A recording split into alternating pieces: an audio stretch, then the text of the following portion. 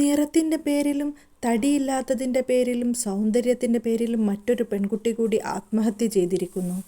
എത്രത്തോളം വേദനയുണ്ടാക്കുന്നൊരു വാർത്തയാണിത്. നമ്മുടെ കുട്ടികളെ വിവാഹം കഴിച്ചു കൊടുക്കുന്നത് നിത്യദുഃഖം സമ്മാനിക്കാൻ വേണ്ടിയാണോ? ഏതൊരു അച്ഛനും അമ്മയ്ക്കുമാണ് ഇതൊക്കെ സഹിക്കാൻ കഴിയുക? ഒരു മാസം തികഞ്ഞു കാണില്ല മലപ്പുറത്ത് നിന്നും ഷഹന മുംതാസ് എന്ന 19കാരി ആത്മഹത്യ ചെയ്തിട്ട്. നിറത്തിൻ്റെ പേരിലും സൗന്ദര്യമില്ലാത്തതിൻ്റെ പേരിലും ഇംഗ്ലീഷ് സംസാരിക്കാൻ അറിയാത്തതിൻ്റെ പേരിലും നിരന്തരമായി അവഹേളനങ്ങളും കുത്തുവാക്കുകളും കേട്ട് മാനസികമായി തകർന്ന് ആത്മഹത്യ ചെയ്ത പെൺകുട്ടി. ആ വാർത്ത കേട്ട് നമ്മളെല്ലാവരും ഞെട്ടിയതാണ്. മാത്രവുമല്ല, അതൊന്നും നമുക്ക് മറക്കാനും കഴിയില്ല. ആ പെൺകുട്ടിയുടെ ദുരവസ്ഥയിൽ, ആ വീട്ടുകാരുടെ വേദനയിൽ നമ്മളും കൂടെ വേദനിച്ചവരാണ്. അതിനിടയിലിതാ മലപ്പുറത്ത് എളങ്കൂരിൽ നിന്ന് വിഷ്ണുജ എന്ന് പറയുന്ന 25കാരിയുടെ മരണം നമ്മളെ വേദനിപ്പിക്കുകയാണ്. നിറമില്ലാത്തതിൻ്റെ പേരിലും സൗന്ദര്യമില്ലാത്തതിൻ്റെ പേരിലും തടിയില്ലാത്തതിൻ്റെ പേരിലും നിരന്തരമായി പീഡനം അനുഭവിക്കുകയായിരുന്നു വിഷ്ണുജ. 2 വർഷമായി വിഷ്ണുജയും പ്രബിനും തമ്മിൽ വിവാഹം കഴിഞ്ഞ് ഒരാഴ്ച തികയുമ്പോഴേക്കും വിഷ്ണുജയെ പ്രബിൻ പീഡിപ്പിച്ചിരുന്നു. സൗന്ദര്യം വളരെ കുറവാണ്, നിറവുമില്ല, തടിയും കുറവാണ്. എന്നാലോ കിട്ടിയത് കുറച്ച് സ്ത്രീധനം മാത്രം.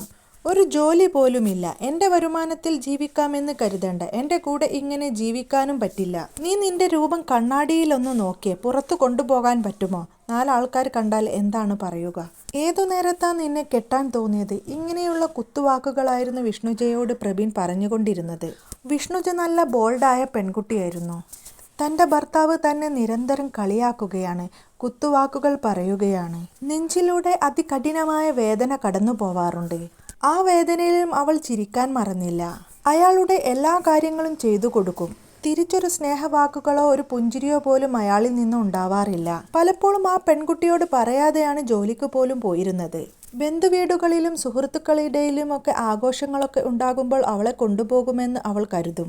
പക്ഷെ അങ്ങനെ ഒരു ആഘോഷമുള്ളതുപോലും അവളോട് പറയില്ല. അയാൾ നേരെ അങ്ങ് ഒരുങ്ങിപ്പോവാറാണ് പതിവ്.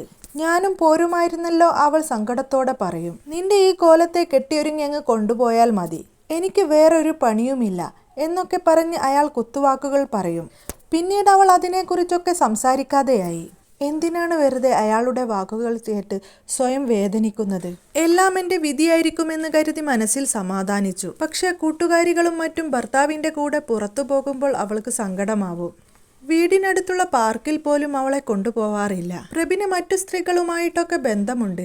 അതിനെക്കുറിച്ചൊന്നും ചോദിക്കാൻ പാടില്ല. ചോദിച്ചാൽ അയാൾക്ക് ദേഷ്യം വരികയും ഉപദ്രവിക്കുകയും ചെയ്യും.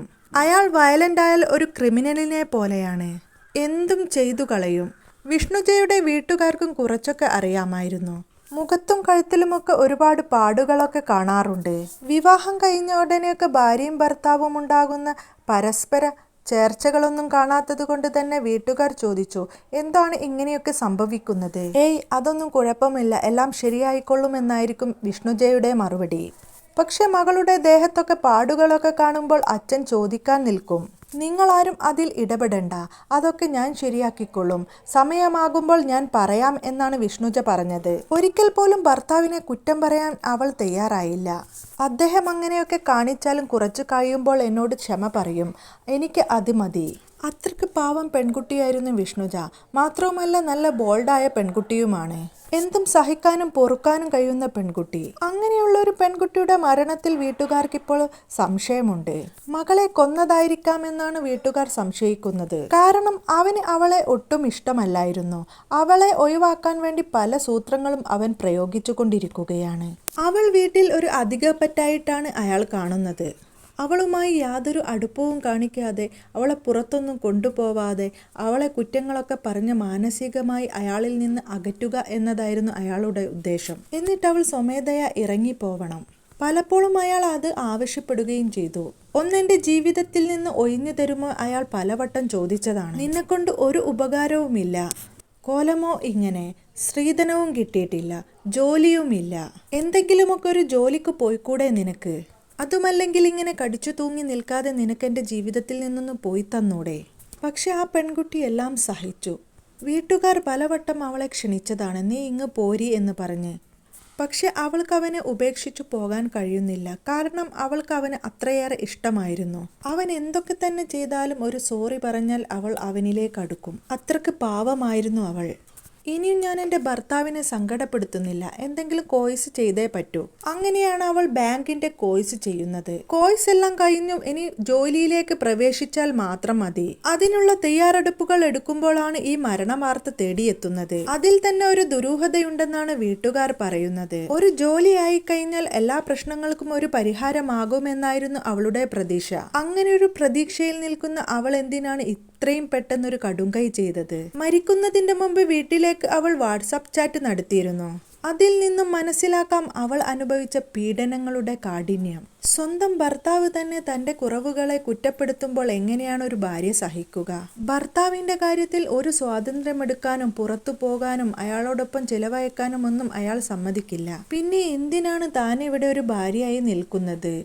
താൻ എന്ത് തെറ്റ് ചെയ്തിട്ടാണ് ഇവരെല്ലാവരും എന്നെ ഇങ്ങനെ അവഗണിക്കുന്നത്, ഇങ്ങനെ കുറ്റപ്പെടുത്തുന്നത്? എനിക്ക് തടിയില്ലാത്തത് എൻ്റെ കുറ്റമാണോ? എനിക്ക് നിറമില്ലാത്തതും സൗന്ദര്യമില്ലാത്തതും എൻ്റെ കുറ്റമാണോ? നിങ്ങൾ എന്നെ കണ്ട് ഇഷ്ടപ്പെട്ടിട്ടല്ലേ വിവാഹം കഴിച്ചത്? അങ്ങനെ ഇഷ്ടമില്ലായിരുന്നെങ്കിൽ എന്തിനാണ് വിവാഹം കഴിച്ചിരുന്നത്? ഞാനൊന്നിനും കൊള്ളാത്തവളായിപ്പോയല്ലോ. ഇങ്ങനെ ഒരുപാട് വേദനയിലൂടെയാണ് അവൾ കടന്നുപോയത്. എനിക്ക് ഇത്തരം ആൾക്കാരോട് ചോദിക്കാനുള്ളത്, നിങ്ങൾ പെണ്ണ് കാണാൻ പോകുന്നതിൻ്റെ മുമ്പ് അവരുടെ സൗന്ദര്യവും അവരുടെ കളറും ഒന്നും കാണുന്നില്ലേ? അവരുടെ വിദ്യാഭ്യാസ യോഗ്യത നിങ്ങൾ അന്വേഷിച്ചറിയുന്നില്ലേ? ഒരു പെണ്ണിനെ കണ്ടിട്ട് അവരെ ഇഷ്ടപ്പെട്ടില്ലെങ്കിൽ ഇഷ്ടപ്പെട്ടില്ല എന്ന് പറഞ്ഞു പോകുന്നത് തെറ്റല്ല. പക്ഷെ വിവാഹം കഴിഞ്ഞതിന് ശേഷം ഇത്തരം വാക്കുകൾ പറഞ്ഞ് ഒരു പെൺകുട്ടിയെ ക്രൂരമായി പീഡിപ്പിക്കുക എന്ന് പറയുന്നത് എത്രത്തോളം ചെറ്റത്തരമാണ് നിങ്ങൾ ചെയ്യുന്നത്? നിങ്ങൾ ഒരുപാട് സ്ത്രീധനം പ്രതീക്ഷിച്ചിട്ടാണോ നിങ്ങൾ സ്ത്രീധനമൊന്നും വേണ്ട എന്ന് പറയുന്നത്? പെൺകുട്ടിയെ മാത്രം മതി, ഒന്നും തരേണ്ട. നിങ്ങൾ എന്താണോ പെൺകുട്ടിക്ക് കൊടുക്കാൻ ആഗ്രഹിക്കുന്നത് അത് മാത്രം മതി എന്നാവും നിങ്ങൾ വിവാഹത്തിന്റെ മുൻപേ പറയുക. പക്ഷെ വിവാഹം കഴിഞ്ഞു കഴിഞ്ഞാൽ നിങ്ങളുടെയൊക്കെ സ്വഭാവം മാറും. സത്യത്തിൽ നിങ്ങൾക്കൊന്നും ആവശ്യം പെണ്ണിനെയല്ല, പെണ്ണിന്റെ വീട്ടുകാരുടെ സ്വത്താണ്.